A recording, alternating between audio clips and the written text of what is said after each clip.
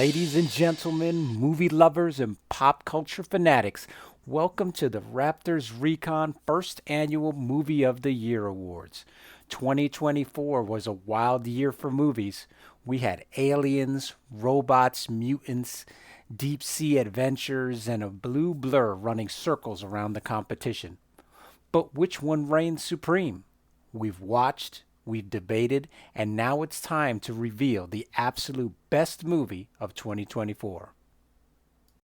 Today we're ranking our picks from honorable mention all the way up to number one. And trust me, you're going to want to stick around to see who comes out on top. Oh, and before we jump in, do me a favor. If you love movies, pop culture, and entertainment news, hit that like button, subscribe, and ring that notification bell so you never miss out on any of our channel's content. All right, let's get into it. Before we get to the top three, a quick shout out to an animated surprise this year, The Wild Robot. This one had gorgeous animation and a story that hit you in the feels. It may not have cracked our top three, but if you love heartfelt storytelling with stunning visuals that may require a box of tissues, this one deserves a watch as soon as possible. Kicking things off at number three, it's time to roll out with Transformers 1, a bold and ambitious origin story that explores the rise of Optimus Prime and Megatron. Now, I'm going to be real with you. This movie was almost perfect. It gave us a fresh origin story for Optimus Prime and Megatron with incredible visuals and a story that felt like it actually mattered. What kinds of things made this movie great? The animation was top notch. They did a really good job about bringing that Cybertron to life. That deep story, it was something that even non-Transformers fans could enjoy. The cast, their voice acting for all the main characters were really good. They were really solid, as well as the music, which was pretty much perfect, and it's really good, really well done. Critics enjoyed it, the audience enjoyed it, but it did have a couple things that held it back. I feel like the marketing really failed this franchise. The commercials and trailers targeted children rather than the broader audience. And so while this movie had some good comedic and youthful things in there, it also had some serious topics. It had some, really good fight scenes and things like that I think the broader audience would have enjoyed, but marketing targeted in a different direction. I think that hurt its box office. Also, I think while the voice acting was really well done, by the newcomers, they didn't include any of the voice acting talent legends of the Transformers franchise, and I think that really hurt it as well. But overall, it was a fantastic film and a great way to reignite the Transformers franchise. And now we move on to number two. We have the movie that broke the internet before it even hit theaters, Deadpool and Wolverine. This movie was hilarious. It had insane action and finally gave us the Deadpool Wolverine team up we've been waiting for. Hugh Jackman, perfect as always. Ryan Reynolds, born for this role. The multiverse elements were crazy. The cameos, absolute gold. I loved Channing Tatum's portrayal of Gambit. They finally did that character justice. And I will never view Madonna's song Like a Prayer the same way ever again after watching this movie, that's for sure. It was it was crazy and over the top. They took shots at Fox, at Disney, and everything in between, which was great to see. This movie was so out there and extreme, it definitely earned its hard R rating for content. So what made this movie great? Ryan Reynolds, Hugh Jackman's chemistry, just off the charts. I mean, it really made it work. And we got to finally see Wolverine in its full costume. Comic accuracy, it was great. Brutal action, non-stop laughs.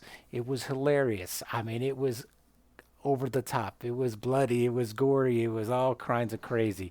So this was R-rated comic book gold. As you can see, critics loved it.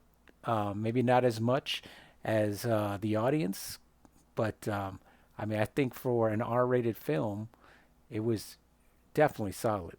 Now, what held it back? Some critics thought that the humor went a little overboard, as did the violence in certain places. And if you're not a fan of Deadpool style, this movie's not going to change your mind. But regardless of that, let's be real. This movie delivered exactly what fans wanted, and we can't wait to see where these characters go next. And now, the moment you've been waiting for. The best movie of 2024, the one that delivered on every level. Our number one movie of the year is none other than Sonic the Hedgehog 3. I can already hear the keyboard warriors typing, but hear me out. This movie nailed it. I mean, ask yourself, is this the best video game movie franchise ever? I mean, Hollywood keeps messing up video game movie adaptations, in case you hadn't noticed. But Sonic 3, it understood what made the franchise special. The movie doesn't stray too far from the source material, it keeps it real. It keeps all the core aspects of that franchise. Sonic 3 had a story that actually mattered. This wasn't some flashy cash grab. Sonic 3 had high stakes, emotion, and fan member berries that actually felt earned. The characters all mattered, and the writers got you invested in what was happening. The CGI and special effects were next level. Every action scene looked insane. I mean, the fights with Sonic and Shadow and Dr. Eggman, everybody, it was great. I mean, it was really, really well done. The animation was fluid, the designs were on point, and Keanu Reeves as Shadow, come on, that was a perfect casting choice. And then there is Jim Carrey. Absolute show stealer with a phenomenal performance.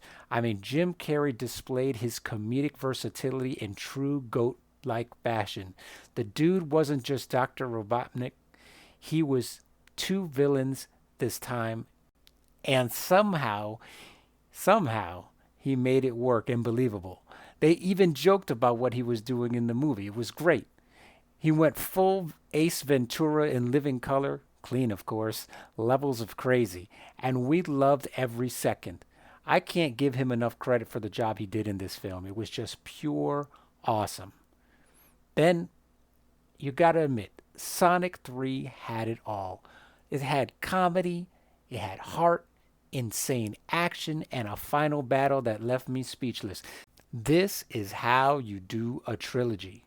And by the way, for those wondering, the series doesn't end. It's going to keep going. They've got some more character reveals and such at the end if you stay post credits, which is really awesome. So, as we talked about, one of the best video game movies ever, Keanu Reeves, on point. He absolutely crushes Shadow. Jim Carrey playing two villains. The man stole the show again. The CGI and action sequences, mwah, absolute perfection. And that final battle, man, on point. If you look at the Rotten Tomatoes scores, the critics gave it an 86%, and the audience a whopping 95%. This really has raised the bar on video game movies. I know we had the Super Mario movie, which I just really enjoyed as well. But I think Sonic is upping the ante. They're doing incredible work over there. So, hey, Hollywood, take some notes. This is how you translate a video game to the big screen. And that wraps up our first annual Movie of the Year Awards. But now it's your turn. Drop a comment below and tell us what was your favorite movie of 2024. Thanks for watching, and we'll see you in the next one.